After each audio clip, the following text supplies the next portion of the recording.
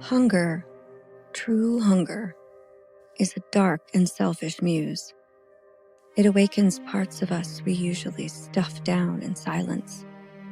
It lays bare our desperation and tests the limits of our most deeply held truths. It changes the way we think, the way we reason, and even the way we see. Hunger is a shapeshifter that can show us what we want in even the smallest details of an otherwise barren landscape. In that way, it brings out our worst and our best. Hunger is what keeps us alive, but at what cost? When the famine months came to the little village of Bramblewick, they came with quiet cruelty. The hot seasons were always dry, but this year had been different. The crops withered and turned to dust. The streams ran low and rancid. Even the blackberries, once heavy with dark fruit, had gone brown, clawing at the air with their brittle thorns. Blackberries are a resilient and persistent plant. Nothing kills them off entirely. You can cut their vines down to the ground, dig them up, pull them out, even scorch the earth they grow on, and yet, within a few warm days, tiny thorned branches will start to crawl from the earth once again. If the blackberries are gone, one knows that hope is soon to follow. The lack of food and water had claimed many members of the little village of Bramblewick. They simply weren't prepared for such want. Anne, though, was resourceful. She was wise in ways that others hadn't appreciated when the rains were frequent and the crops were plentiful. Anne was quiet and odd, preferring to spend time in the forest listening to the birds sing or sitting beside a stream watching tadpoles bob along. She didn't have many friends, but she knew how to survive. Her husband had not been so lucky. All alone in her little cottage, Anne ate what she could and used the well sparingly. She trapped mice, boiled nettles, and foraged the woods for wild carrots, making sure to leave the ones with the purple stems behind. Others in her village had not been so clever. They ate what they could find greedily and without question. She'd have told them if they'd asked. Curiosity killed the cat, the elders would say. Anne was not a cat. One evening, as the sun sank low in the sky, Anne sat at her table mending an apron she'd torn while walking through forgotten blackberry brambles in the woods. She was just about finished when she heard a strange sound, a faint scratching on her front door. Assuming it was an animal of some kind, she grabbed her hunting knife, walked to the door on tiptoe, and opened it very slowly, being careful not to make a sound. She held her breath as her front step came slowly into view. There was no animal there, but the step was not empty. Indeed, someone had been there just moments ago and left a parcel wrapped in white cloth, tied with a bit of string. But they must have been quick, as there was no person in sight. Anne wondered what on earth it could be. Curious, she picked it up carefully and immediately noticed its divine aroma. Little crimson pricks began to seep through the areas on top where the cloth had slouched and touched the parcel underneath, and the bottom was still warm. Anne rushed inside and put the parcel on the table where she carefully removed the wrapping without touching the object inside. Curious, she thought, but still not a cat. There before her was the most beautiful thing she had ever seen, a perfect, untouched, whole blackberry pie. The pies gleamed plump and ripe. The crust was golden and flaky. Such a treasure was almost more than she could bear. But who could have made this, let alone had enough resources to just give it away? There was no note, no footprints in the dirt. Only the heavenly smell that stayed hanging in the air. It was sweet, rich, and utterly irresistible, like magic. Anne wept at the sight. She couldn't believe it was real. It couldn't have been meant for her. Perhaps the pie had been meant for a local family or a clergy member, and the deliverer had left it at the wrong door. It didn't matter now. It was there, staring at her, begging to be eaten.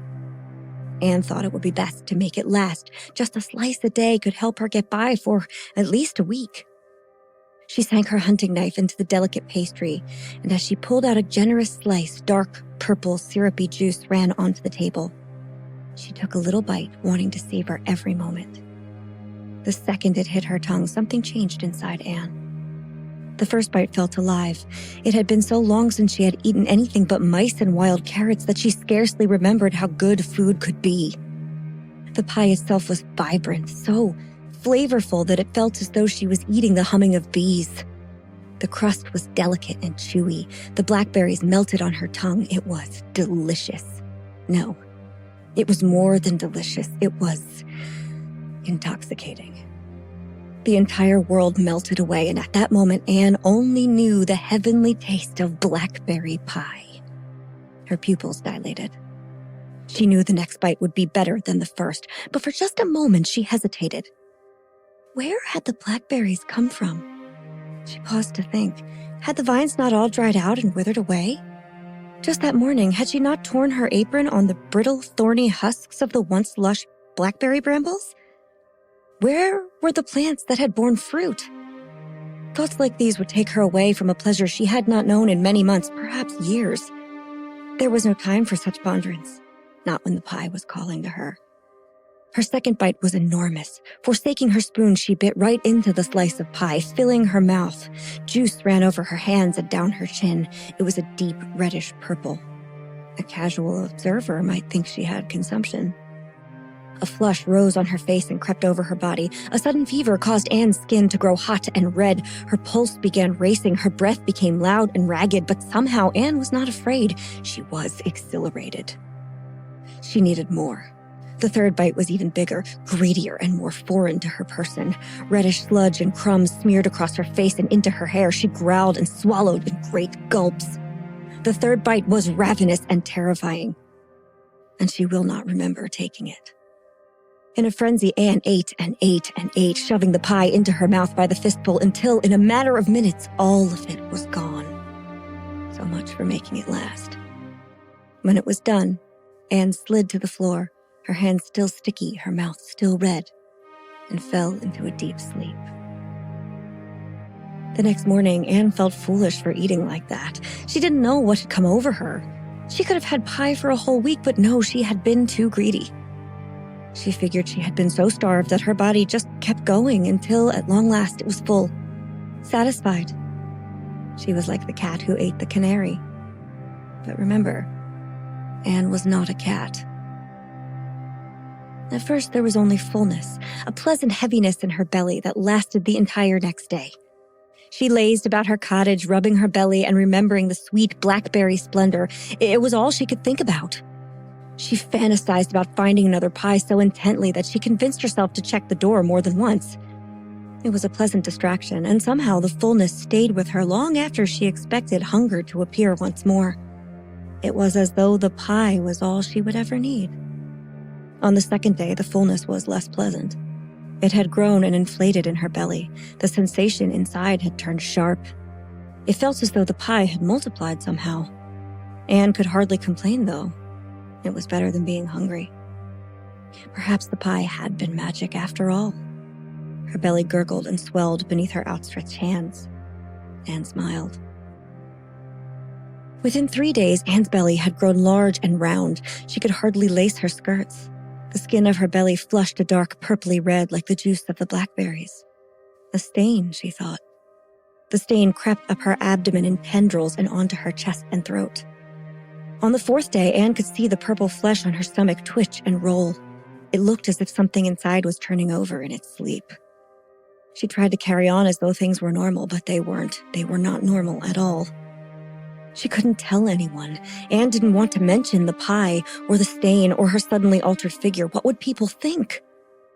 But the women of the village began to talk. They took note of her strange appearance and unsteady gait. They recognized the swelling under her skirts and noted the wine-colored skin above her collar. Women notice everything. But this wasn't just gossip. They weren't curious. They were afraid. Old Bess, who crafted murky herbal remedies in her root cellar, crossed herself and spat into the dust when Anne walked by her door. The miller's wife averted her gaze and muttered of bargains struck at a crossroads when they passed each other on the street. Even the midwife, who had brought all sorts of babies into the world from all sorts of mothers, refused to meet Anne's eye. She had seen many pregnancies and all the mysterious blessings and ailments they brought time and time again, but this was different. This was not a blessing. No one dared speak to Anne, not even the children that found themselves playing near her cottage. No one would look her way. No one asked what had happened or if she was well. They sensed a darkness brewing and wanted no part of it. Anne, for her part, said nothing as well. She just patted her belly and hummed a soothing song. The pie was a miracle, so whatever was inside her must be a miracle too. After all, she hadn't eaten a thing since that night, and her hunger had not returned. Anne kept up with her daily life as best she could. By day, she tended her fire, stitched her fraying clothing, and drew water from the well. It was nice not to worry about her next meal. But at night, she lay sleepless in her bed, listening to the relentless, soft scratching sound that had begun soon after the pie. It was easy to ignore when she was busy and the sun shone, but in the quiet of the night, it was frightening. The sound was like thorns on a window pane, screechy, unsettling, and familiar. But it was not coming from her window. It was coming from her swollen belly, and she heard it from the inside. On the 13th night after the pie appeared, a fog descended upon Bramblewick. It was not a normal fog. It sat heavy and motionless in the air like cotton wool. Humidity rose from the arid ground as though it had been there all along. But there was no water, no rain, no stream. The fog was thick, pale, and persistent, and Anne swore it smelled vaguely sweet, like berries. She drug herself to the door to peer out into the eerily silent night. She thought the whole town would be alarmed by the sudden change in the weather, and yet there was not a soul to be found. How strange, Anne thought, as another sound echoed through the sleeping village. The brittle brambles that surrounded the village, the once lush vines from whence it took its name, rattled furiously through a blanket of dry grass. They unfurled their rigid vines to lie flat against the ground, stretching out a great distance and into the village. It was as though they were listening intently, patiently waiting for what came next. Anne watched in disbelief, then backed inside her cottage and slammed the door. The candlelight flickered and dipped as a ripping sensation erupted in Anne's swollen purple stomach. The pains came hard and fast, driving Anne to her knees by the hearth. Though she had never been blessed with children of her own, she knew instinctively that this must be what labor felt like. It was time. Whatever it was coming and fast. Her screams were piercing and shrill. Normally they'd have been heard for miles, and yet they died right outside her door, swallowed by the fog. No neighbors came running. No one summoned the midwife or a doctor or the clergy. The village slept peacefully, completely unaware. With a sound like thorns ripping through her apron and a final desperate scream, Anne bore her body's strange passenger into the world, all alone. I cannot say it was a child. Not in the traditional sense, anyway. Slick and purple, the creature twisted onto the dirt floor. It was monstrous. A tangle of too many limbs, all of them thin and twisted, like the loops of a briar patch. Two glittering, lidless eyes that darted around the room sat in the center of its large and misshapen head. Its mouth gaped wide, showing its many ragged teeth. They sat jagged in staggered rows, like thorns. It was hungry. It gave a shriek, high, thin, and terribly wrong, like the screeching of nails on slate. For a moment it echoed through the village and into the woods, bouncing off stone walls and vibrating through the trees. It was hard to tell whether the echo was one scream broken into a million pieces, or a scream into the night and a series of replies. Anne's eyes blinked rapidly in disbelief, then went wide and stopped, like a clock at the end of its wind. The creature turned its head slowly and scuttled out into the fog towards the blackberry thickets, never to be seen again. Anne lay broken by the hearth. Purple liquid ran in a thin stream from her wide-open eyes and the corners of her mouth. It was sticky and sweet. As she drew her last, ragged breath, Anne could still taste that pie. The fog lifted just before dawn, unseen by anyone but Anne and her passenger. The people of Bramblewick awoke to a strange sensation. The land was still dry and cracked, and yet the air smelled lush and green. Something had happened, and instinctively they thought of Anne. They found her where she fell, cold and wide-eyed in a pool of sticky sweet liquid. It was as though she had frozen in place, her arms stretched out towards the door, mouth wide in a silent scream. The people of Bramblewick Village said no prayers for Anne. They buried her at the crossroads where the darkest deals were made. They salted her land and burnt her cottage to the ground. The rain never came, but still they grew. From the ashes of her cottage, they grew in spite of everything, persistent and defying explanation. Lush green blackberry vines who needed no water. Their glittering berries tempting unsuspecting widows into the forest with dreams of a sweet and magical pie. I'm Holly. I'm Leslie. And we would be dead.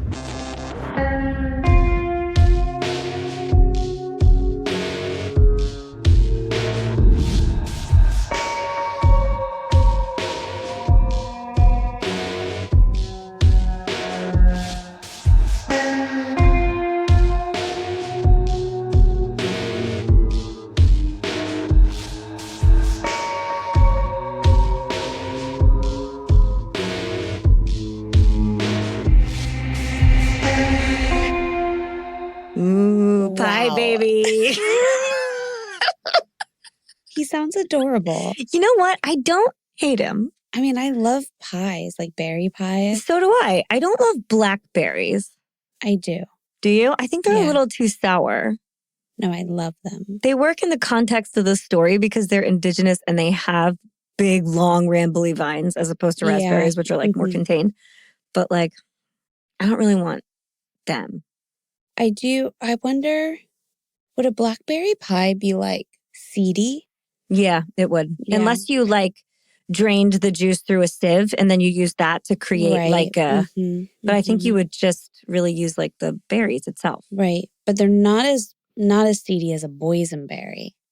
I don't Those know are that I've very ever seedy. eaten a boysenberry. I will bring you some boysenberry jam. Please do. It's seedy. No, I've asked Margie, my mother-in-law, to remove the seeds from it. So it's a little bit more like a grape jelly This thing. now. But it used to be, it was like the seediest jelly and I couldn't That eat could be, it it. gets in your teeth. It's Yeah. too much. It's too much. What is a boysenberry? Does it look like a raspberry, blackberry family? It or looks like a blackberry. Okay. Yeah. All right. Don't confuse it with a gooseberry. No, we have a gooseberry tree though. So Do you really? I'll Isn't have that the little like gooseberries soon. golden ones? yeah. They're I'm not as good. excited. They're really sour. I don't know. I'll make a gooseberry muffin Do it. and a boysenberry muffin. Okay, We'll but have all like these don't muffins. get too excited about berries because you're going to have a weird berry baby. Didn't you learn your lesson in the monologue? Come on, man. But he sounds adorable. Somebody, do. where did he go? He just shuffled off into the forest to attract more Widows? late widows to have more berry babies until they have an army. Berry baby army. So squishy. I mean, that is what's happening. I just Maybe they'll picture- get a tax credit. They probably will. $5,000 More- per squishy baby Yeah. berry. More berry babies. You know, They practically take care of themselves. they have 100 viney little limbs. They could really help with all the things. Yeah. I picture its head like a giant squishy berry, You too. never run out of pie. No, you can't eat them. Don't eat your berry babies. Do you think they produce more berries? I think they control Later? the vines. Okay. Yeah, so you'll eat more berry pie. I think then that also the berry babies grow up to like eat people. I think they're probably scary. Are they all orphans?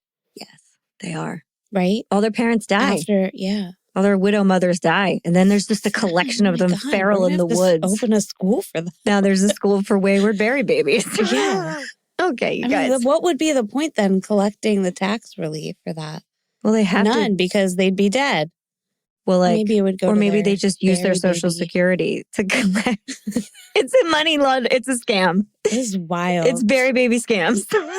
Why are they building an army? We don't know yet. You got to think about it. They're going to take over. Or they did. This was a long time ago, far, far away. I think this was your scariest monologue yet. Because it involves like tax money. Yeah. Got it. That's orphan true. children, orphan berry babies, and schools, and it's rough. Who knows how they're run? Probably not well. Oh. Unless that means that somewhere there are also berry adults that are grown berry babies. And they're like giant and scary in the woods. There's a whole colony of them out there. Just can they reproduce? Big, squishy, vine-armed berry people. No, they can't. That's why they have to produce the vines and have the lady. We solved it. Okay. They just have to use them to reproduce. We are just here as their vessels. We're just hosts. I mean, honestly, though, like once you become a widow, like you have nothing You might else. as well have a berry baby. Yeah. It sounds horribly painful. Yeah, it does, but satisfying. You get a pie. I mean, she sounded satiated. Silver lining, you do get a pie. Yeah. And you get to eat the whole pie in one sitting. That's part of the process. You have to just like eat that pie like a monster. Yes. So that you can have Don't a we monster all, berry baby. Haven't we all always wanted to just do that? Just like get in that pie. Yeah. Just like eat it from wherever. Yes. Just like handful, just eat that pie. Yeah. And not care. You ate the whole pie. You don't give a shit. Yeah. You never eat again. That's your last meal. That would be. I would ask for a strawberry rhubarb pie as my last meal. Just like, what would you like to eat? Fuck the lobster. I know. A really well-made strawberry rhubarb pie that does not run when I cut into it. If I was going for a pie, it would probably be a cherry pie. I love a cherry pie. Ooh, an apple blueberry pie is really good. Or like a lemon ricotta situation. Oh, yeah. I'm really hungry. I really want a pie now. Okay, guys, we talked about that for a long time. Sorry. I haven't written one that weird in like a really long time. And I was so excited. I was like, oh my God, maybe my powers have returned.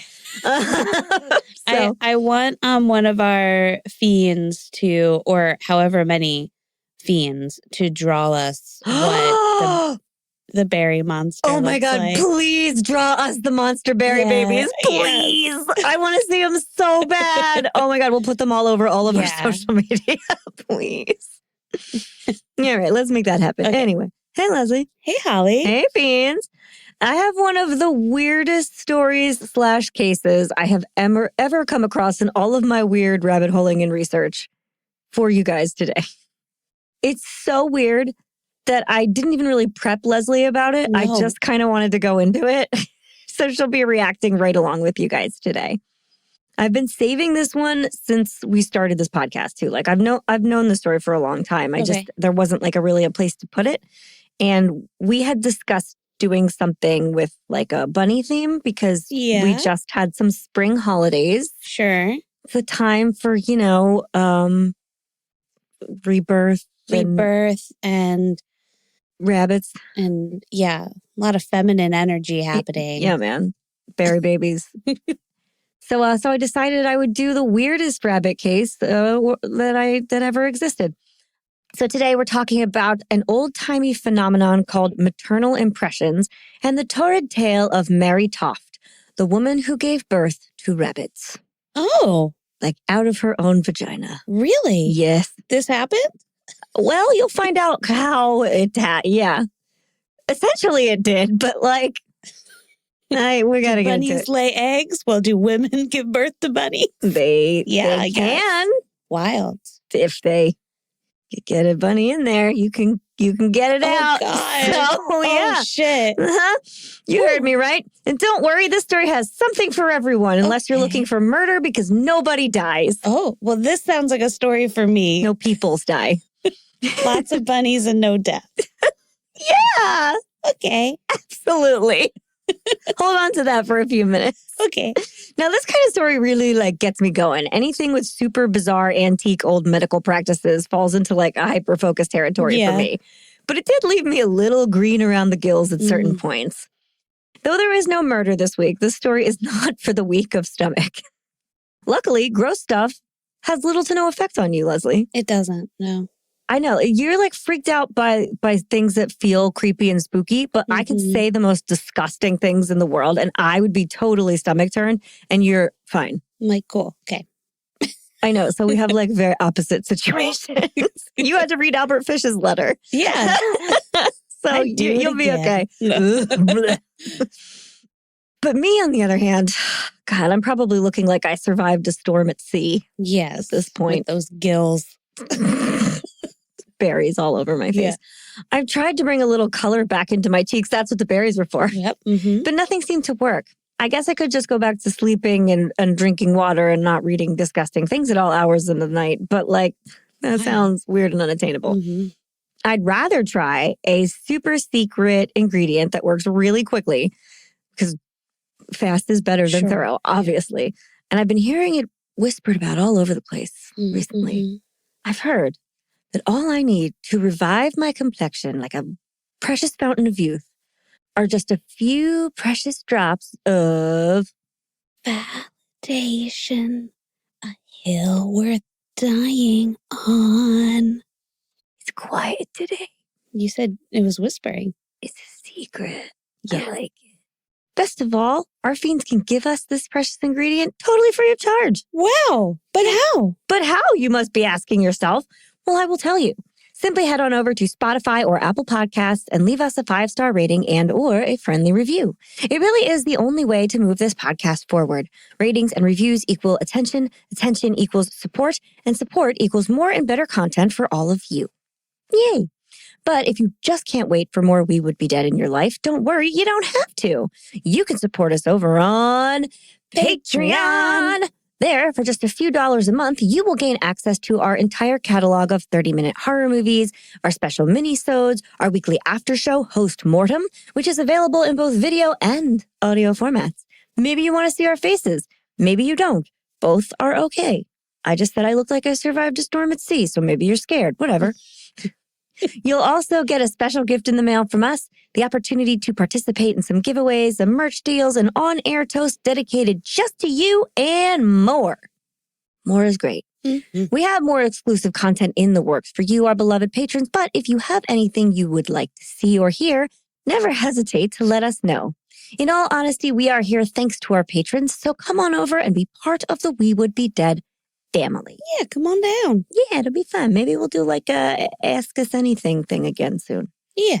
We just hang out online, just live. You could talk to us. You can ask us if you want us to do an Ask Us Anything. Yeah. I feel like for me, that requires little to no preparation and I could just do it. Yeah. I will prepare things though, obviously. So don't worry about it. And if all of that is a little too much for you, you can simply follow us on social media. We are at Would Be Dead Pod anywhere and everywhere you get your content. You can like our posts, share our posts, and share our posts. Ooh, yeah. Yeah, those are our favorite people. You can leave us a comment. We also like that. You can post about your favorite episode. You can let us know when you're listening. Tell a friend. Tell a neighbor. Tell that neighbor that you see on walks who always overshares about their weird medical issues, even though you literally barely know each other. What's their name? Tammy. Tammy. I feel like we have a Tammy. I do too. But it's definitely Tammy. Okay, we could have 2 Tammys. Our neighborhood is pretty big at this point. I told you guys all about my experience with this specific thing in my old neighborhood. Remember old floating ovaries, Joanna? Yeah. We were total strangers, and I was privy to all of that information. Yeah. So I can promise you all that this absolutely really happens. And I have another neighbor in this neighborhood that tells me all about their medical maladies. I'm not kidding. Told me so much about their eye problems and their history. Right. I'm like, I just look like I want to hear about your ailments, I guess. Anyway. Oh, I'm switching it. It's coming to a name. What is it? Justine. That's a good one. We don't have one of those. And she is telling us all about her problems. I just was thinking in my head, oh, God damn it, Justine. Justine's got some tricky menopause happening. Yeah. You know, her back hurts and it's weird. We've raised money for her several times. We're not sure exactly why, but it was bad. And we had to talk about it. And you know what? She's a fighter. Yeah. Justine. Every once in a while we're like, where is her family? They want nothing to do with her. It's so intense. Oh, God. They live far away. We had to raise money to bring them in. It's the whole thing. Okay. But you know what? If you tell these people, then your friends and Justine can become fiends and we can all hang out together. Wonderful. You could be her family. And get comfy because Justine has a lot of things to tell you. She's got a lot to say. She really does. And I think that's all that I have in the way of news before we begin. Leslie, do you have anything else to add? Nope. No? All good? Nothing. All right, then. On with the show.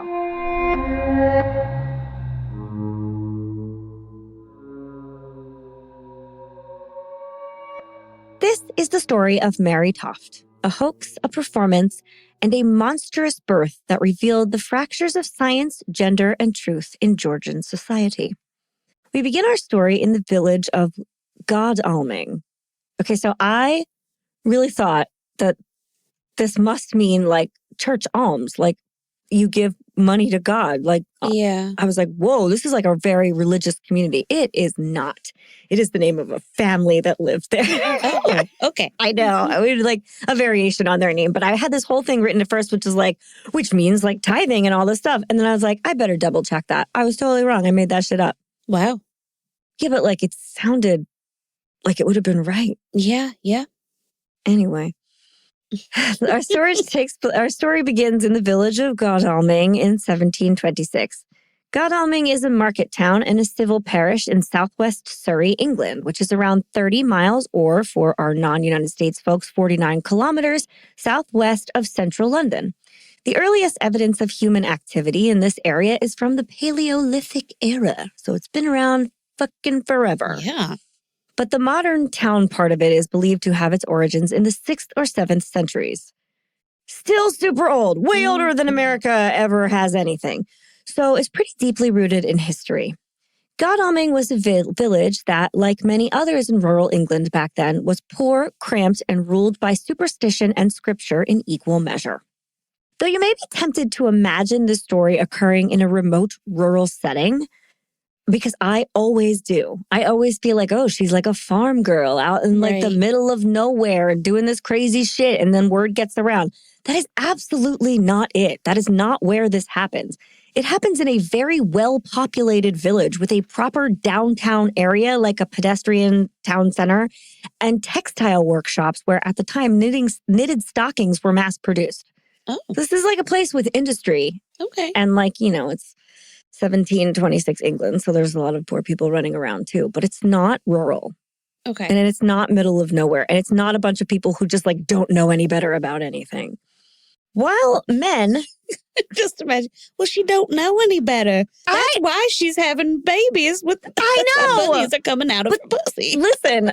She just don't know any better. I always think that. I'm like, just a poor country girl. She's just a poor country girl. And these other people are like, yes, that makes sense. You definitely would have rabbits coming out of your vagina. It happens all the time. We've heard about it in pamphlets. Hop, hop, hop. Oh, so cute. Is it Easter? No, it's summer and fall, but whatever. I'm just saying that makes more sense in my mind than like people who know better in a city being like, yeah, that's fine. Go keep making stockings. We're good. Maybe it isn't me. It's just me who feels that way. Maybe the rest of our listeners are like, what the fuck is she talking about? Yeah. But you know what? I just put it out there in the world. So while the men in Godalming might be busy trying to eke out as much work and income as they could possibly handle, life for women was confined by the walls of class and the expectations of their womb. Those who had money could busy themselves with their elaborate gowns, hoop petticoats, tea sandwiches, and afternoon letter writing. Yes. You know they were keeping up with their correspondence. For sure. But those who did not have money, and let's face it, most of the people there did not have that level of money. Those women would have to find some like work in their free time, like odd jobs here and there, to ensure their families would not starve. But they're still women living in a patriarchal, old-timey society, so they could only do certain things, like weeding gardens or mending clothes. They were cooks in certain households or maids and servants.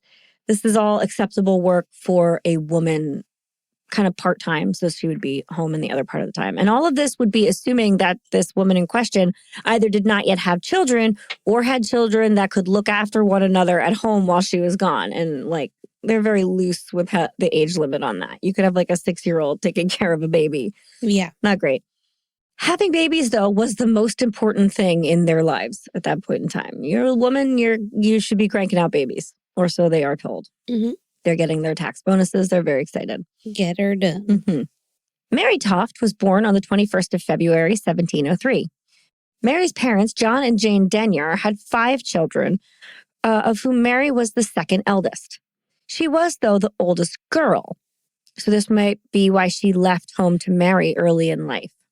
Oldest daughter, independent, probably already knew how to take care of things. We all know how oldest daughter life goes. I'm an only one, so, I assume it's I'm the same. youngest. I have no idea. You don't know.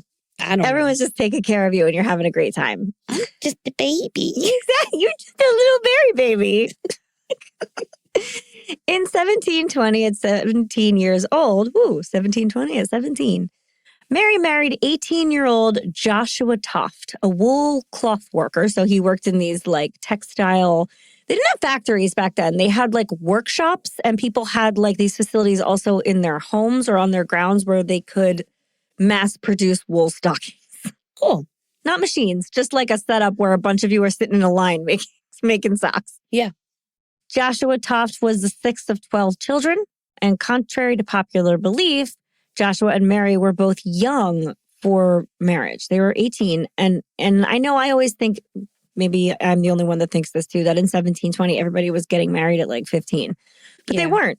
Godalming was involved in a society where the average age of marriage was closer to 24. Oh. That's like a respectable age for back then. Nice age. Good for you. Yeah. Your frontal lobe's about to be developed. I know, like you can actually handle getting married. Though people who were not like as educated and had to work to support their households often did get married younger. So it was kind of like a class thing too. The Toft's first child, Anne, was born on the 27th of March, 1723. Unfortunately, she died in July of that year. Mm. The birth of their son, James, followed 12 months later on the 8th of July, 1724. James did get to live. Mary worked through her pregnancies. In the summer, she would pull weeds in the vast gardens of wealthy women. So she's doing like outside manual labor and while pregnant. The summer of 1726 was difficult for Mary Toft, who by then was a 25-year-old servant, wife, and mother of one living toddler. She was pregnant for a 3rd time at this point and toiling on her knees in the garden most days. In the hot, like you imagine in the summer, pregnant, like outside, just pulling weeds and sweating. That sounds awful. Yeah. She did work with a few of her friends, though, so it could be pleasant to pass the time occasionally, even in the heat. Now, this is where the folklore bit of Mary Toft's story begins. Traditionally, it starts like this. It began in August of 1726. Mary was working in the garden when suddenly a rabbit darted out from under a hedge, scooting right by Mary's feet. She and her worker friends were delighted by the sight and began to chase the bunny around for a little bit. They're like, come back here, you bunny. Look at it. Cute. Well, at least her friends were thinking, come back here, you bunny. You're cute. Mary was thinking, come back here, you bunny. You're delicious. Oh. That's right. The sight of this rabbit ignited a fierce craving within Mary. She desperately wanted rabbit for supper. All she could think about was roasted rabbit, rabbit stew, rabbit pie. Any ways she could just eat that damn rabbit. She didn't get it, though, which is unfortunate. Shortly after this event, plagued by her cravings, Mary suffered a miscarriage. Now, remember, her first baby that passed was not a miscarriage. This baby was born live and then died in infancy. Mm-hmm. So she has never experienced this before. And it was not an early miscarriage. It was a later miscarriage. This did not keep her down for long, though, as within a month, Mary was pregnant once more. And with pregnancy, her insatiable craving for rabbit had returned. A month or so into this newly reported pregnancy, Mary reported experiencing sudden and unusual labor pains, following which she claimed to have delivered animal parts, including cat's paws, rabbit's limbs, and entrails. Just bloody pieces of animals. Wild. Yep. Never heard of that. No. Her mother-in-law, a retired local midwife, had delivered these horrors in her home. They were raw and bloody, emerging from Mary's undercarriage in pieces. It was monstrous, but they kept the grisly contents as proof of the ordeal. I think I would too. I'd be like, somebody has to see this. Yeah. I can't just like throw it out. Somebody has to see this. Unless she was like, I got a rabbit. I don't really know.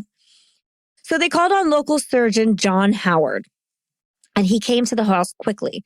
Upon examination, he believed their claims to be true. He was like, oh shit, you have just delivered something out of your body. There's evidence of that. And here are these contents sitting here gross on your floor. Yeah, you just gave birth to animal parts. He documented the delivery meticulously and sent reports to prominent medical figures in London, asserting that Mrs. Mary Toft had given birth to various animal parts and pieces. He attributed this strange and horrifying event to the theory of maternal impressions.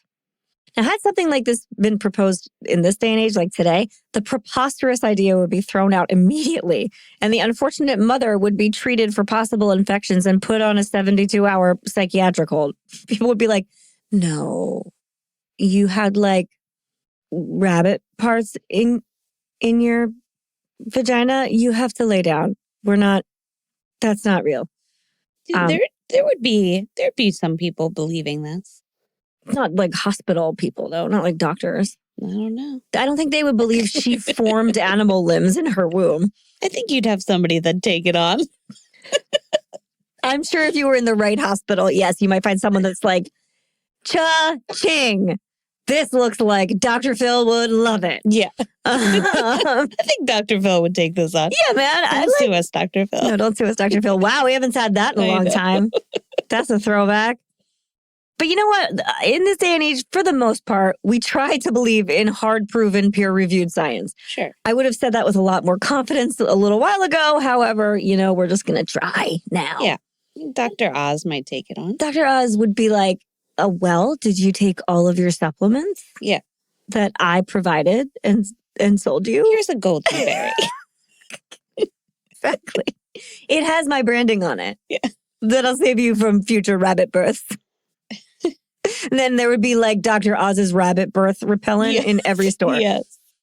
So at that time, though, medicine was just as much magic as it was rudimentary science. We've talked about like gentleman doctors before, where essentially your medical training came from like hanging out with a bunch of doctor peers in a building.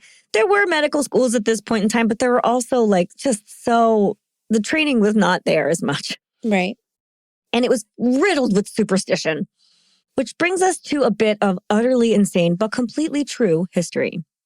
Maternal impressions are the idea that a mother's emotional state, fears, or even what she looked upon could imprint on her unborn child. And this was an enduring and well-documented medical belief for hundreds of years. Yeah, I believe that. I mean, it's still a superstition that some people will say like, oh, your baby has I don't know, freckles because you saw something with spots, like it's like a cute thing. This wasn't cute though. Many professionals had written about it in medical textbooks. You can find tons of sources. And they would go on to do so for over another 150 years. Yeah. Dr. Daniel Turner was an 18th century English physician, best known for writing one of the earliest English textbooks on skin disease. So this guy is a skin doctor. But he's also remembered for documenting strange cases where pregnant women's cravings and shocks appeared to shape their unborn children. So there was two ways you could go about this. You could either see a certain animal and it shocks you, you're like, oh, so stunned that it creates a big emotion. Or you could have some kind of intense craving. Mm-hmm. And that's how you influence your baby to be weird. In 1729, Dr. Turner documented a case where a pregnant woman, startled by a frog, gave birth to a child with a fleshy portraiture of a frog on its breast. Oh. Which means a birthmark. Fleshy portraiture is a terrible way to say that. That's gross. Isn't it terrible? Why would you ever put it that way? Fleshy portraiture. It's so awful. It's awful. It doesn't even sound like flat. It sounds like some sort of disgusting raised situation. It's not. He really just means birthmark. Yeah. That's shaped like a frog. So see, you saw a frog? There it is. Wild. Good thing you didn't look at that frog twice. Right. Who knows what else this kid would be hopping around. You don't know. I have a fleshy portraiture that looks like almost either like a wheel of cheese with like a slice in it or like Pac-Man, you know? How much cheese did Diane have when I'm sure she loves it. She loves a cheese board. She does. She makes a beautiful cheese board. She does. Did she play like a lot of Pac-Man or do we think? I think it was the cheese. Well, this is what I'm wondering now. Oh, we got to ask some questions. You better get to the bottom of this. Surprised it wasn't like a Dorito. Remember she said that was like her favorite snack. My kids would be covered in toaster strudels. Yeah. So, you know. A fleshy portraiture of a toaster strudel. You never know. But you know what? Dr. Turner wasn't stopping there. He's got some more. Okay. Yeah. He also describes a woman who during pregnancy craved plum cake. Yeah. Like the berry baby. Her child was born with a birthmark that looked like a slice of cake. Oh, wow. Yeah. Didn't call this one a fleshy portraiture. No.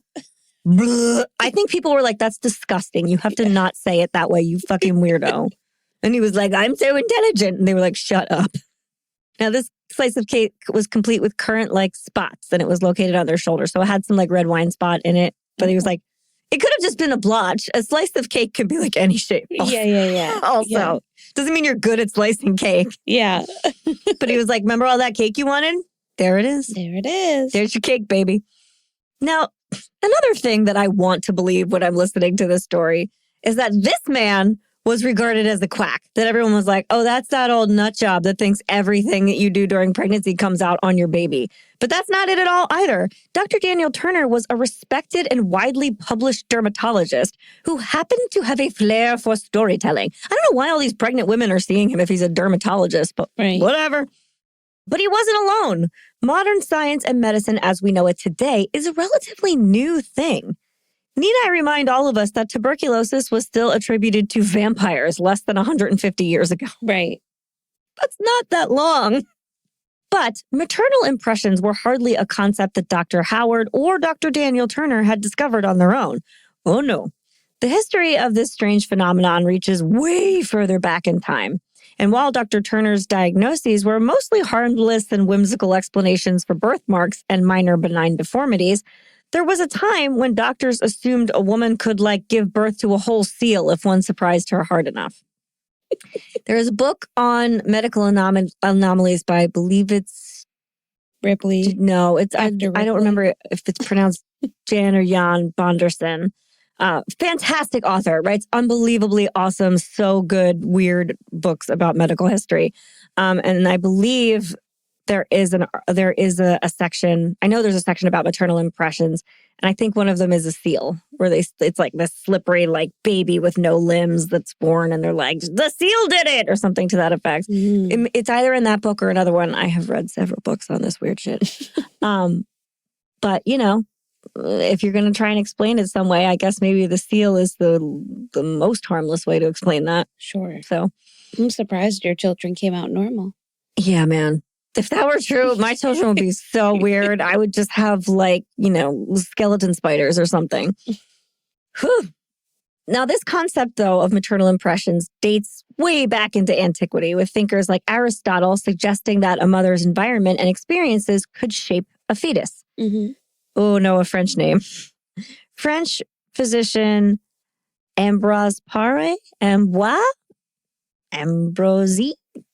Paré documented cases where maternal imagination was believed to cause, quote, monstrous births, which is how they're referred to in most cases. In his book, Something About Monsters, in 1573, he compiled various accounts attributing birth anomalies to maternal impressions. So this isn't just birthmarks. This is now deformities and issues with the fetus. So we've moved on to another layer of it. In the 16th century, Dutch physician Levinus Lemninus, what a name, also discussed similar ideas in his work Occulta Naturae Miracula, proposing that maternal imagination could lead to birth defects. So again, first it's birthmarks and little splashes. Actually, I think this is in reverse order, kind of, but this is more severe than the things that the doctor with the frog birthmark talked about. In the 18th century, though, this theory really did gain a lot of steam. Aside from Dr. Turner and Dr. Howard, there was also a man named Dr. John Mowbray. And I don't remember if we've talked about him before, but he did a whole lot. He was a Scottish physician who practiced in London as an early teacher of midwives. In some places, he is referred to as a man midwife. And I was like, wouldn't that be a mid-man? A mid-man? A mid-husband? All right. That's just, my husband's he's just a mid-husband. Yeah, just mid-husband. Why does that sound funny, but like midwife doesn't? I don't know. I really don't. But it does, right? Yeah. Dr. Mowbray, who was actually called in to consult on Mary's case later, wrote a book called The Female Physician. Now, it sounds progressive, like you have a lady doctor, but it's not, and that's not what it means. This book was published in 1724, and its mission was basically to inform the sad lady population that they don't know anything about their bodies. Men know everything about their bodies, and they know much more than women in general. Oh, okay. Yeah. That makes sense. So they're like, oh, the female physician tries to diagnose herself, but she doesn't know anything. You have to bring a man in to deliver those animal babies. Sure, yeah.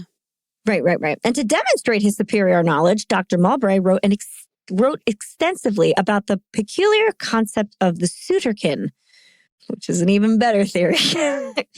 And it's a lot like the theory of maternal impressions, but it just goes a step further. Quote, a suitorkin is a fabled small creature often described as a weasel-sized animal with a hooked snout, fiery eyes, and a long neck, and sometimes the stump of a tail. Certain women were believed to have been capable of giving birth to these little monsters due to a propensity for sitting on the stove. Yeah.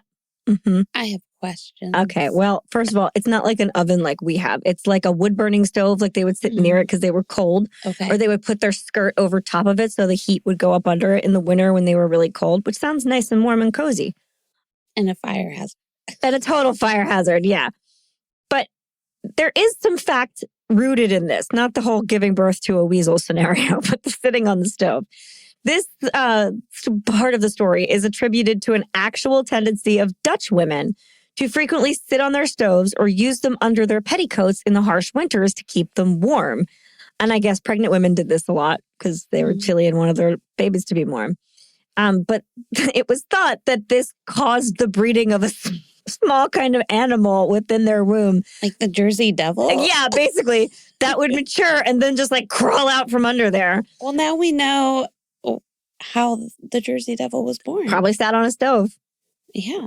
You could have a bat horse baby, I guess. She was just eating blueberries. Yeah, man. And sat on the stove. Yeah. And then, monster baby. Yeah.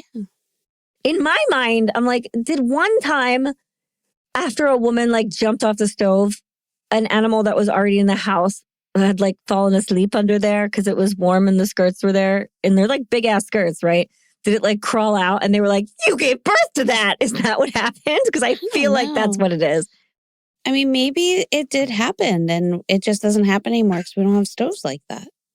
There are old stoves. I know, but it just isn't a common occurrence. Maybe we should find one and test this theory.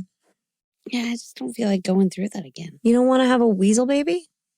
No. It takes like a week to birth a weasel baby. Oh, okay. It's not a long time. Gotcha. Okay. You sit on that stove, it comes right out. Do it for science. You gotta heat it up. Yeah. Although we shouldn't do it because we're just women. And we think we know better. And we don't. We don't have this guy. Listen to, what's his name? Dr. John Mowbray? Oh, John. Yeah. I think it's John. I don't even want to give him a first name at this point. But Dr. Mowbray took this like Dutch folktale, because that's what this is. The Dutch version of the story is like probably designed because this is a fire hazard. So we've talked about in previous episodes. Don't sit on a stove. Yeah, don't sit on a stove or you'll have a weasel baby. Gotcha. Like, don't wander out past our homestead onto the cliffs or the elves will get you, AKA you will fall off a cliff and die. Right. They told children a lot of things so that they wouldn't do dangerous stuff. And those things carried on into adulthood. And maybe they told women like, hey, the fire hazard bit isn't enough to scare you from sitting on the stove. So then don't do it or you'll have a weasel baby. Yeah. And they were like, God damn, I do not want a weasel baby. I have no idea. But it was like a funny little folk story, right? And then this doctor was like, that's real. Although he thought, they think it's just this weasel baby. But I think that's only because in the place where they are, in Dutchland, in Amsterdam, all they see is weasels. But if you see something else and sit on a stove, it could be something else. Yeah, okay. You might not even need the stove. That might not even be a link that's necessary, he thought. Dr. Mowbray thought that this was probably like the final boss of his colleagues' theories on maternal impression. So essentially, he just knit the two myths together. Not only could a mother who saw a frog give birth to a baby with prominent eyes, but she could actually give birth to something frog-like that wasn't entirely human. Just hops away, slides into the pond, off it goes. And this wasn't just like an inside thought he had. In 1974, Dr. Mowbray published these theories in his book entitled The Female Physician. So there's a whole section in which it is proposed that it was indeed possible for women to give birth to suitorkins, asserting that a pregnant woman's imagination could cause deformities in the fetus. Dr. Mowbray even warned pregnant women that over-familiarity with household pets could make their children resemble those animals. Now, I do believe that. I have seen some children that look like cat babies? Yeah. Okay. Haven't you ever seen someone and you're like, they look like a little kitty? What if their pet is like a bearded dragon? I've seen. You've seen some rough babies. Yeah. Oh, man. I don't know. I've seen some adults look like bearded dragons. That's fair. But I mean, like, they've lived a life. Yeah. Back to Mary Toft. After the first rabbit birth caused such a commotion, several more would follow. I believe she went on to do this upwards of 6 times. Wow. Dr. Howard would attend these births, claiming to see her deliver these parts. Wasn't a child, but always pieces of animal flesh. Large pieces, sometimes like a whole torso. They often had fully formed claws or teeth. They were rabbit haunches, or sometimes they were organs. There was bits of bone, but he was like seeing them come out of her, he said, which feels insane. Yeah. But it is what happened. He did essentially deliver these disgusting things out of her body. This is so gross. I know, I told you.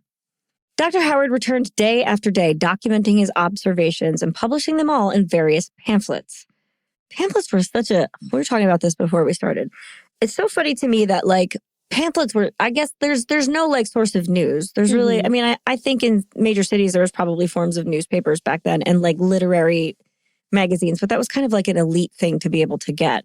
If you wanted to know about something, people just were like handing you shit on the street. Yeah. Yeah. So he was like, oh my God, rabbit babies. Can you imagine how startling that would be if somebody was like, read my pamphlet or like buy it for 5 cents from the local guy that sells pamphlets. And you're like, I'd like to know something new today. And it's that shit. 1726 was wild, man. Dearest or gentle reader. Today from a vagina, I pulled an entire rabbit haunch. And you're like, fuck no. Oh my God. I gotta go home and like churn butter or something. I can't do this. Yeah. Awful. Careful, you might have a butter baby. No. Would it be cute? Yeah. Like just a little butter ball? Little butter ball. Or would it be like slimy and gelatinous? I don't know. It could go in both directions. Really could. Just thinking of butter as a baby. Anyway, I know that pamphlets were also a thing at like beheadings and like public executions. People would be handing you pamphlets with like news. It was just, that's how they got the word out back then. Go where the crowd is. I mean, yeah. Get your news by force. Yeah. But the pamphlets were working and soon word had spread far and wide.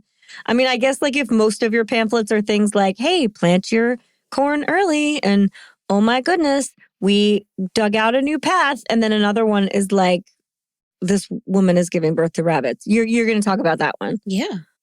What began in a modest cottage in Surrey was now spiraling into national intrigue. So like this reaches nobility. This reaches the castle, okay? Buckingham Palace or wherever they're living when they're royalty back then. When King George I heard of the events in Godalming, he dispatched his own anatomist, Nathaniel St. Andre, and Samuel Molyneux, secretary to the Prince of Wales. So he's like, you guys got to check this shit out yourself. And they were like, yes, we do. They traveled to see Mary Toft and became part of the spectacle.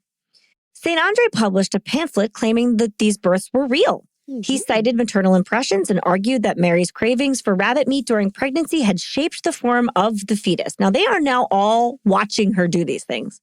They're like gathered around, birthing out these bits from her body. So she has like an audience. She's dark, man. That's gross. But according to Karen Harvey in her remarkable article, Mary Toft, Monster and Mason. Now, before I go any further, I have to say, Karen Harvey has written books on Mary Toft. She has written several excellent essays on this topic. And she has read all of her complete interviews and her testimony. Karen Harvey knows what she's talking about. I will cite all of her works. I encourage you guys to go read them. The articles are mostly free. The book you would have to buy on Amazon, but it's a worthy read.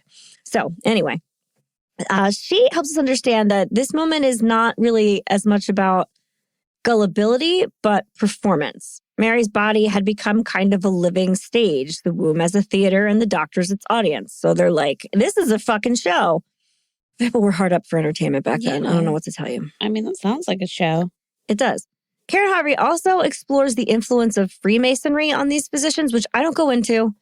Secret societies obsessed with hidden knowledge and ritual, eager to be the first to uncover nature's secrets. So it's like the space race only with like people. Mm-hmm. But I'm terrified of the Freemasons, so we're not going to go into them. They scare the shit out of me.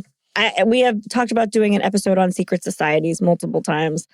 We'll have to make that happen soon. Yeah. I'm so scared of the Freemasons. And you should be. I should be. Honestly, everyone should be. Don't talk about them. Don't go to their meetings. Don't try and get their rings. Just stay away from them. They go back way, way, way far, and it's terrifying. Anyway, most of England was like really wrapped in this story. It's like a soap opera, basically, for people every day. Not everyone was totally convinced, and that's probably because that is an insane, unbelievable thing to say, right? Mm-hmm. Surgeon, here's why. Maybe you don't. Name. No, it's not his name. He is a surgeon. Okay. Cyriacus Ehlers arrived from London with a more skeptical eye. He noted that the rabbit parts looked freshly butchered, not born. Further investigations revealed that Mary's husband had been buying young rabbits from the market. And they would have been butchered at the market. He didn't do the butchery himself. A porter confessed to helping smuggle them into Mary's room. Eventually, under pressure, Mary Toft confessed. The rabbit births had been a hoax. The deliveries had been staged. Parts of the animals were inserted manually to produce the spectacle. At least, this is how her confessions were condensed and reported at that time. She knew what she was doing, and she did it on purpose. Everybody found her to be a manipulative woman that was trying to make a buck. That's not really the truth. But by then, the damage had been done. Mary was arrested, paraded through London, and imprisoned for fraud. But she was never formally tried. She did have a kind of trial. It's more like an interview. She did talk to courts, but I don't think she had like a formal trial in that she was like sentenced or condemned or anything. She returned to obscurity, dying decades later, still in her own hometown. For Nathaniel St. Andre, King George's guy, the consequences were far more immediate because he was talking about this all over the place and he was famous. Right. His reputation was destroyed. He retreated into bitter silence, mocked in pamphlets and papers. Oh, how the pamphlet tables have turned. No good. Dr. John Howard was also tried by the court of public opinion, not by the actual court, though many people thought the doctor saw an opportunity for theatrics, recognition, and money. Remember, this is the guy that's basically leading Mary to other places. He took her to see the king's guys. He took her around. He was like her exhibit. And this, I'm sure, made him money, especially on all those pamphlets. Yeah, freak shows are. Yeah, exactly. And so he leaned in, people thought, and he orchestrated the whole affair. They were like, it's got to be this doctor. He knows what he's doing. There's no way he watched these parts come out of her vagina and believed it. But he did. And it wasn't true that he orchestrated it all. That guy actually was hoodwinked. He actually did think what he saw was real, which I don't. Poor, dumb idiot. I know. I'm like, I don't know which one's worse because you're a doctor that's treating people and you're like, I believed it all. I'm like, right. Is it worse that you believed it, or would it have been worse if you had orchestrated it? But of course he believed it. If they believe right, that women could do this shit. I also feel maybe like we can. Maybe we're that magical. You never know. Although I always, in the back of my mind, feel like this is like something they talk about and kind of believe exists out in the ether in like magical places. And they can pull it out of their hat when they want to and be like, look at your frog birthmark. I don't think any doctor ever expected to see that. I don't think any of them ever expected to actually see animal parts. I don't know. I bet you, well... I think it was a theory they could bend to their convenience. Yes, I do think that maybe that's how it started, but then you have these like naive people that just aren't, I don't know how educated he was within his field, but he published. Well, I know, but he also could have just been, well, he's probably published a lot and he probably wants to be remembered. Sure. Yeah. He wants to be the guy that's like, look what I discovered. And he was so desperate for that. But nobody of the time wanted to believe that the doctor didn't know. Nobody wanted to believe this doctor was duped by her. They all wanted to believe that he orchestrated it because he's the smart man at the center of it. They don't want to believe that like women did this. Yeah. Women did this. They didn't want to believe that was true. Yeah. Well, either way, that doctor is a fucking idiot. Yeah, 100%. 100% he was. What are you doing, dude? Yeah. You know what birth looks like? She's not having well, we'll get there in a minute. But as Karen Harvey argues, Mary Toft's body became a symbol, not just of deception, but of something deeper, a monstrous disruption. Not simply a woman lying, but a woman forcing the entire machinery of male upper-class medicine to listen to her, which nobody could conceive of. She demanded that they watch her and examine her and take her seriously. But that also isn't the truth. And Karen Harvey does go on to reveal that, just so you know. Mary hadn't forced anything on anyone because none of this, as it turns out, was her idea. A fact not added to her sordid history until 2013. Ooh. She took the blame for this until then. Who was it, her husband? No, it was her mother-in-law. Ugh. And more. According to the complete transcripts of the trials and confessions of Mary Toft, the birthing of rabbits was a scheme divided by a group of women to earn money and attract attention. Mary was the center of the performance, but she did not conceive, to borrow a phrase, of the show or do any of the preparation. She didn't place the contents in her body either. She was just the stage. Allow me to explain. Mary's confessions, under pressure and in pain, give us more than a simple answer. They tell the story of a young working-class woman who suffered a miscarriage. So she did have one miscarriage, possibly her third pregnancy, and experienced a long and painful recovery. Late-term miscarriages, if you do not have any medical assistance, can actually take months. Right. For your body to just expel everything that is retained. Sometimes it doesn't even do it, and that can kill you. And that's why we need surgeries sometimes. But anyway, it was in the wake of that trauma, still bleeding and desperate, that something darker took shape. Throughout her confessions, Mary described in vivid, often gruesome detail how animal parts had been inserted into her body by other people. In a few of them, she says by her own hand, but then that is contradicted. And they are put so far up inside her that I don't even know she could have done it herself. Right. It is, this is so disgusting. Forgive me. I told you it's going to get really gross. This is also done while her body is trying to expel a past pregnancy, which means her cervix could have been open, which means that these things could have been so far up in her body, they hit like uterus. Right. Because during a miscarriage, obviously, you are dilated and expelling things. It's happening. Like, it's not the same. Although the way she describes the miscarriage that she has, it was a very late-term miscarriage. The contents that she had to pass were as big as her arm, she said. So that's a lot. That's essentially like an incomplete, like, stillbirth situation. Yeah. But it wasn't like a visible baby. It was like something happened. It was, I mean, it had something like this happen to a woman today and you had like, you know, an 18-week miscarriage or something and it was like that, you would have surgery and you would be hospitalized and they would need to fix that. But this is somebody like just gritting their teeth and going through it naturally. And then people around them seeing an opportunity. A small group of women surrounded her. Neighbors, a gentlewoman, that's somebody of higher birth, and most notably her mother-in-law, Anne Toft, a woman with decades of birthing experience and undeniable authority. Now, this is like her mother-in-law, so she would not argue with her. Right. And Anne Toft was said to be a pretty domineering woman. She used to be a midwife, so it takes a certain constitution to be delivering 1700s babies. That's not fun. And she probably saw some insane stuff happening. Mary later said that Anne told her to go through with all of this because she promised she'd earn money. And she warned her that she could not tell anyone. Even in her early confessions, Mary invoked a nameless woman, the wife of a knife grinder, as the instigator of the hoax.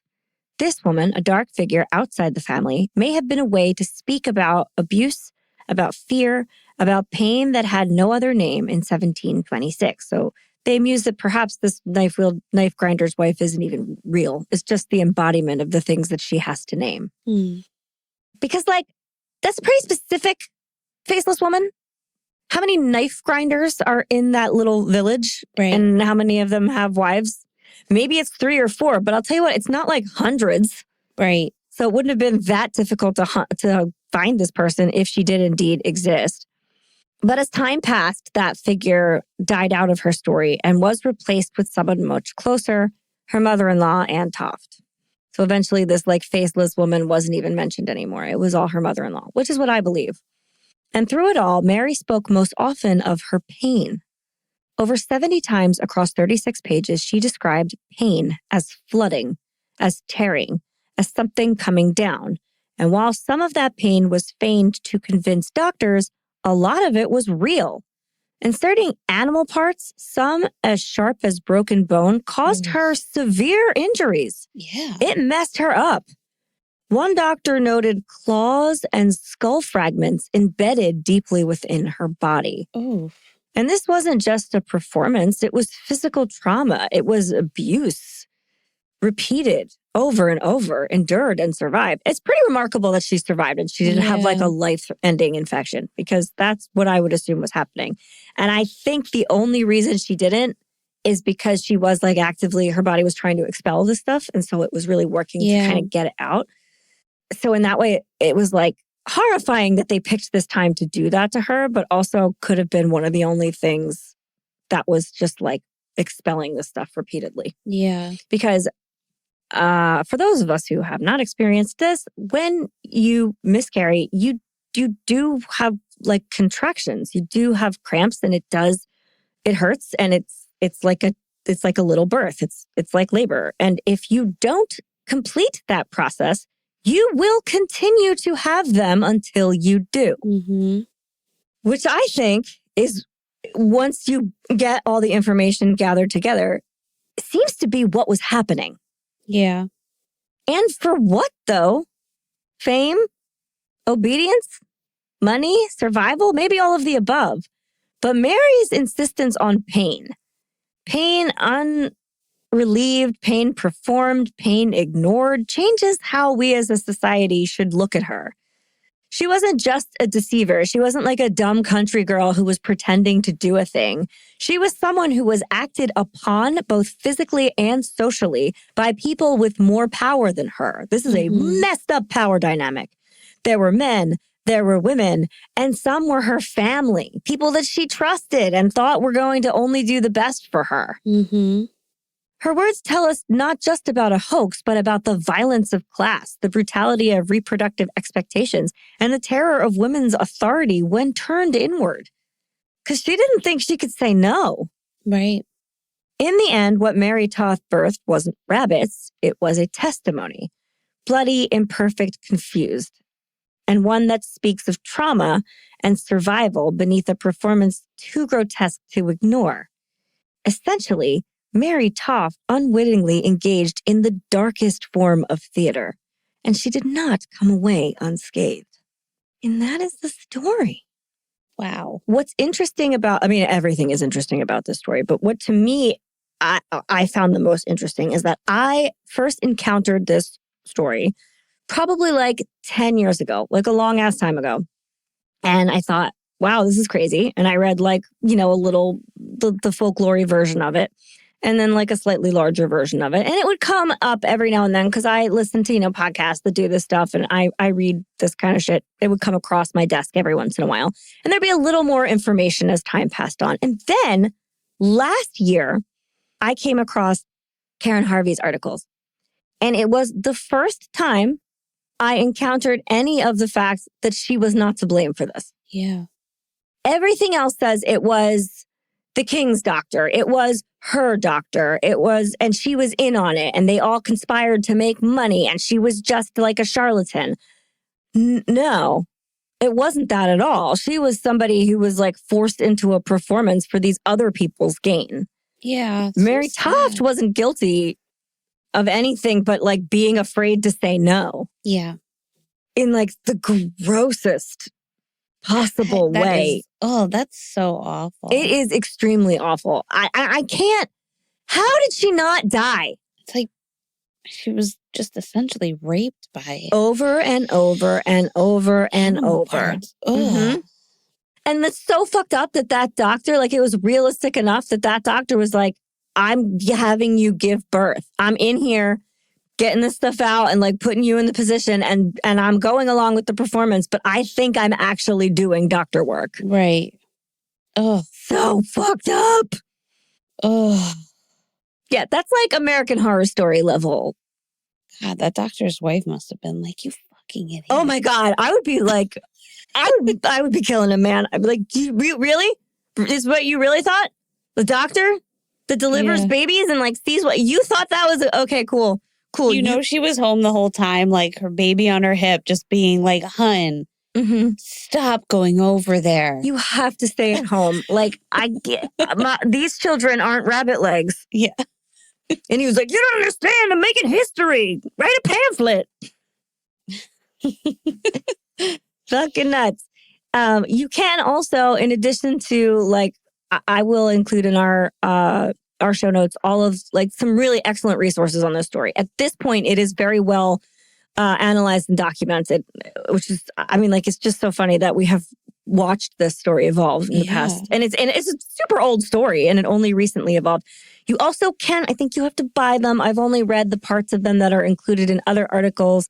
You can buy the transcript of Mary Toft's confessions. It is hard to read. It is in old-timey language, and she was not incredibly educated. So the parts I've read, you kind of have to spend some time unjumbling it in your head. You're better off really reading when people have them organized and can describe it for you. But if you want the raw evidence, it is there. And it's like 73 pages of her talking about this shit. Yeah, she didn't stay like quiet. I think people that's the other fucked up part. She describes the actual miscarriage she had more than the rabbit births in much more vivid detail. And she didn't really know what was happening. She was very confused. She didn't really understand the miscarriage she had. And probably said she thought it looked like butchered parts or something. And then her mother-in-law was like, aha, I see an opportunity.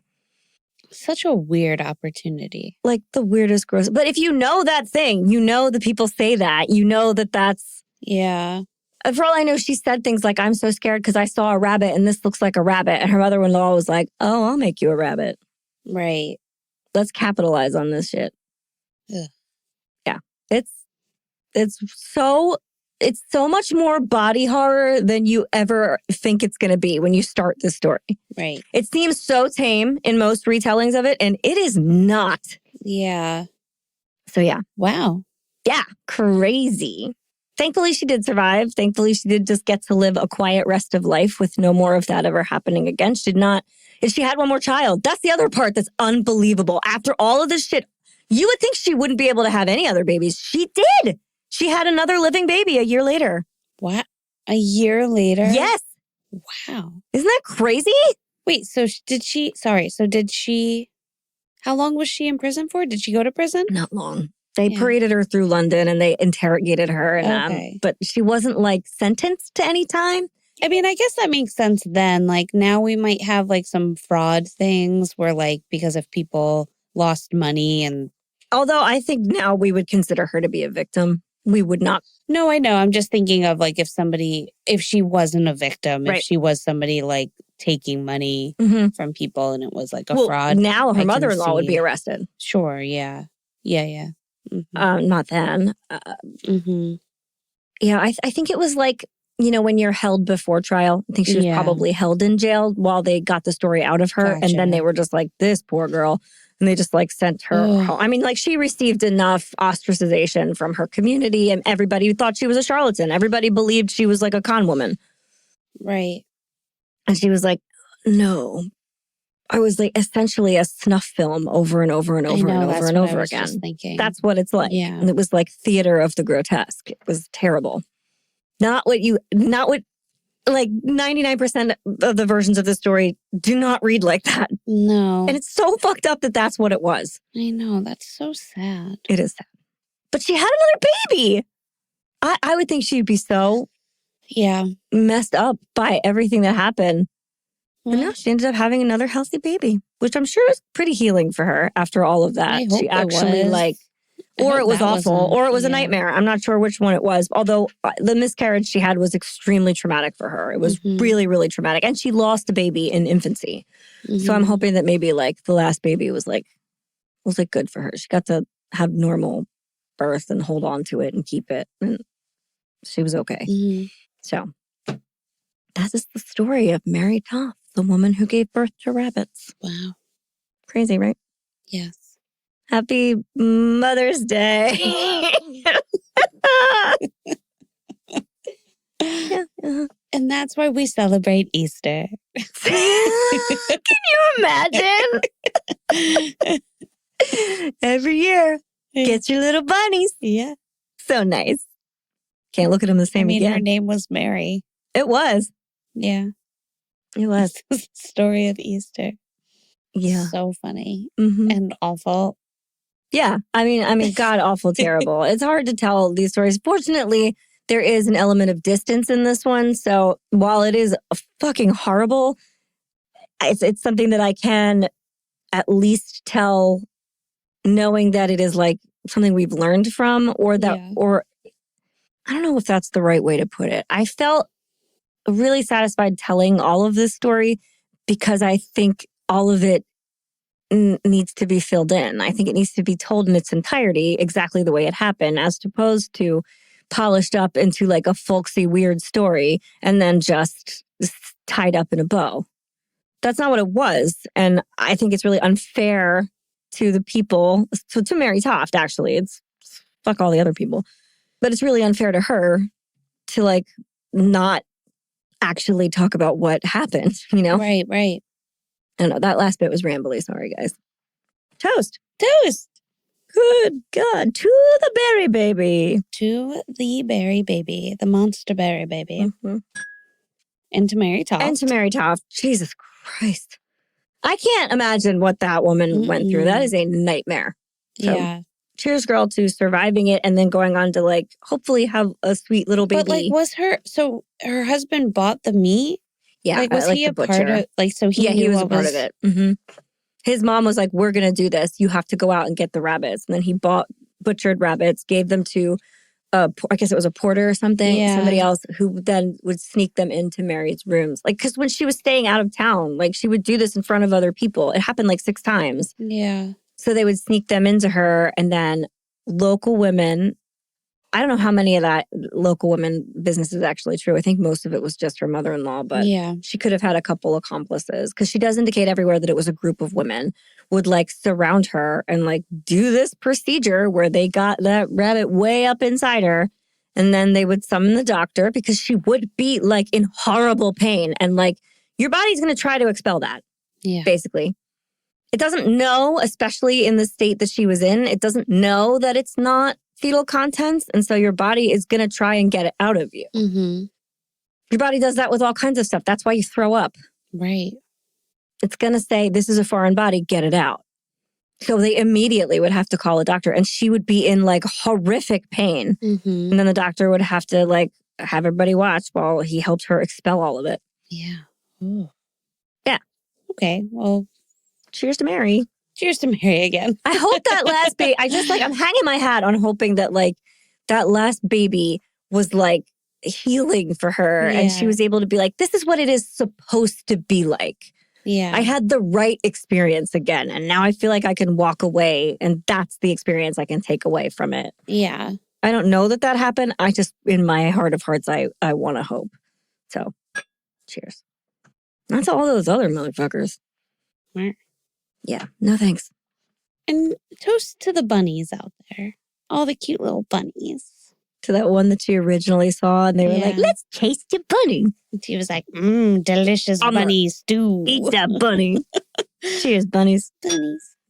And a toast to our newest best fiend. Oh. Good old Jessica Carver. Good old Jessica Carver. Thank you, friend. Yes, thank you, friend. Thank you, fiend. Best fiend. Love it. Love it. Cheers to you. Thank you for supporting us. Yes. Sorry that it was on a week where I talked about rabbit parts. We should send, like, what is that? Rabbit's foot? Rabbit's feet. Lucky rabbit's feet? Yeah. Oh, Lord. That's our gift. That's weird, gift terrible. No. Oh, God. Ew, can you imagine? I will never look at them the same again. Mm-mm. No, I'll be like, gross. Oh, God. Okay. 1 year for Easter. That's not an Easter present. We got in our baskets. Oh. They were color-coded baskets, too. There was like a blue and a greenish one. And there was, or maybe purple. I don't remember the color. I do remember that I wanted my brother's basket because I liked his color more. Was it green? Did you want the green It one? might have been green, but it might have also just been blue. It might have been more like masculine. Mm-hmm. I don't know. But so maybe it was like purple and blue. I don't know. But there were Lucky Rabbit's foots in there. And because it was like just a foot. Did you hate it? Did you hate it so much? I don't like it. But I didn't know what it was because they weren't. It was just like a fuzzy thing. Like it was like. It didn't look. It was like keychain. Yeah, no, I know. My dad used to have one on his keys. Yeah. And it didn't look like that, but I didn't know what it was. And it was just like a fuzzy, like little thing. And then they told me what like it was supposed to be. Were you like, ugh? And I was just like, but you called me Buddy. This is terrible. Because I was born on Easter, everybody. So yeah, I had a really hard time with it. I would too. That's terrible. Yeah. Can't be like, this precious animal that you love so much, here is a foot that I chopped off. Yeah, it was like a weird thing. But also, like, I'm pretty sure my parents just thought like, it was like one of those Five Below kind of toys, you know? I don't know. They were pretty easy to get when I was little, like the real ones. They were just keychains. And they were often dyed like all kinds of colors. Like they were green or blue or orange or purple. Okay. No, this was like fuzzy, I think. No, they are fuzzy. They're like the real fur rabbit's foot. Oh. It's a real foot. There was a keychain, it's real. I'm going to talk to my brother about this. Because they are very easy to get. They're not like an oddity or so. Well, they might be now, but they weren't back then. You could buy them at like my school holiday fair. With like a real rabbit? Yes. Oh, God. What if it really was then? It was probably. I hate to break this to you, but like they were very easily attainable and real. My mom's going to be like, I didn't do that, Leslie. Diane, did you? I would never do that. She does have a cute little voice like that. Maybe it wasn't her. We could blame somebody else. It's fine. I would have to talk to my brother about this. Adam's just going to tell you it was like the dinosaur foot or something. Yeah. Yeah, it was a rabbit's foot. And it was cursed. You're going to be like, I'll never sleep again. Great. That's how that's going to go. Yeah. Oh. All right. Well. Anyway, guys. And if we found a cursed pie on our front doorstep, we would be dead. Because we'd eat it. Yeah. And we'd be dead. Feels so good. I would love a pie. Bye. Bye.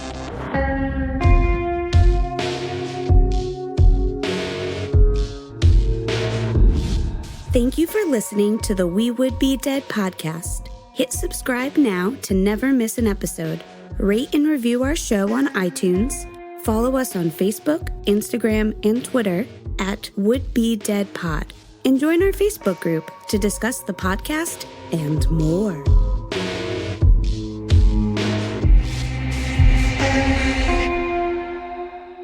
Berry Baby Army. So squishy.